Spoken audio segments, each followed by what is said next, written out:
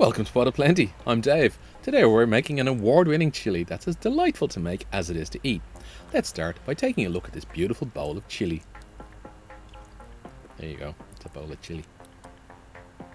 It's still a bowl of chili, maybe some cheese, maybe some nachos. Here are the ingredients we'll be using today. Get ready for a blend of flavours that will elevate your chili game. By the way, it's going to take you longer to measure out all of these ingredients than it will to actually cook the dish. Just like word of warning. Right? In the ingredient lineup, I'm going to reveal a little secret. I'll show you in more detail what it is later. Stick around. First up, we have a packet of bacon. About 180 grams, maybe 150, 180 grams. Chopped up. Let's get these cooked until crisp. Once we've done that, pull the bacon out of the pan, leave some of the oil in there, and we're going to continue with the vegetables. An important little trick is to drain away some of that bacon fat, but reserve a tablespoon or two so you can cook your onions in it. So add in one large diced yellow onion and one diced red pepper into the mix, like a capsicum. A bell pepper. After a few minutes, stir in your 3, 4 or 5 cloves of minced garlic. I realise American garlic can be massive and European organic garlic can be tiny, but at least European stuff won't kill you.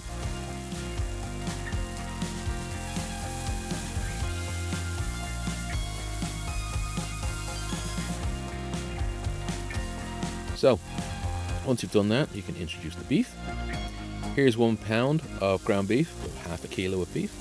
We'll brown it before adding our spices. The browning is absolutely essential. I cannot stand boiled mince.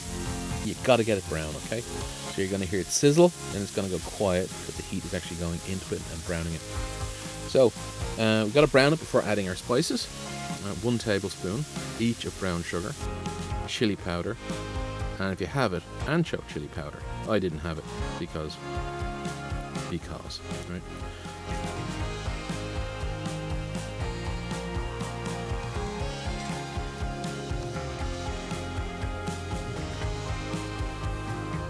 Time for our spices. 1.5 teaspoons of smoked paprika, 1 teaspoon of cumin, 1 teaspoon of onion powder, 3/4 of a teaspoon of black pepper, half a teaspoon of salt. To be honest with you, I put in a lot more, but I don't want complaints in the comment section. And a pinch of cayenne pepper, which is essential and it won't burn the head off you, I promise.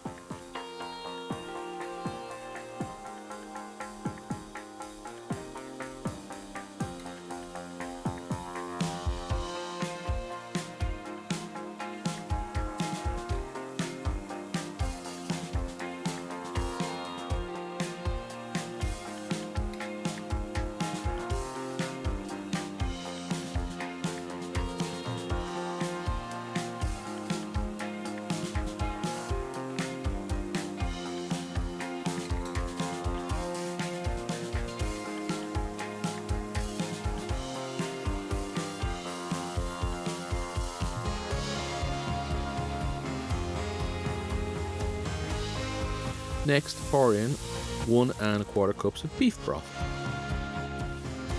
Now, let's get our beans in there. 1 15-ounce can each of dark red kidney beans and black beans, both rinsed and drained. You really do want to get rid of the liquid they come in, it's gross. Followed by a 14-ounce can of diced fire roasted tomatoes, whatever you can get your hands on really, and a 7-ounce can of fire roasted green chilies, or similar. So we're almost done. All right, stir in a 1/4 cup of tomato paste and 1, 2 or perhaps 3 tablespoons of Worcestershire sauce, also known as Worcestershire sauce. Let everything simmer together to meld the flavors. You can start eating this stuff after half an hour. I recommend you let it simmer on low and slow for 3 hours to let the flavors come together, okay?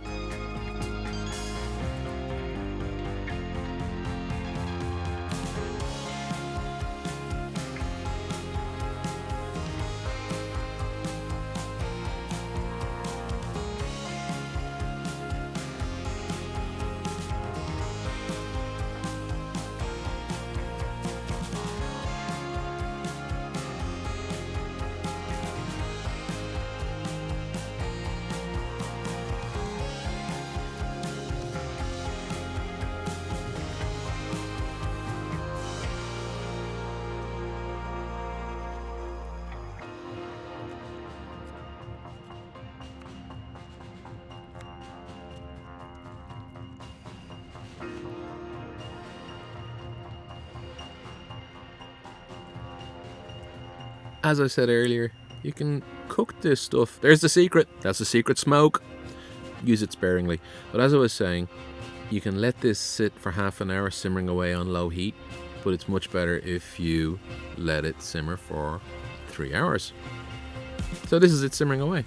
In case you were wondering what chili looks like while it's simmering, I thought I would have an excessively long clip here showing you what it looks like.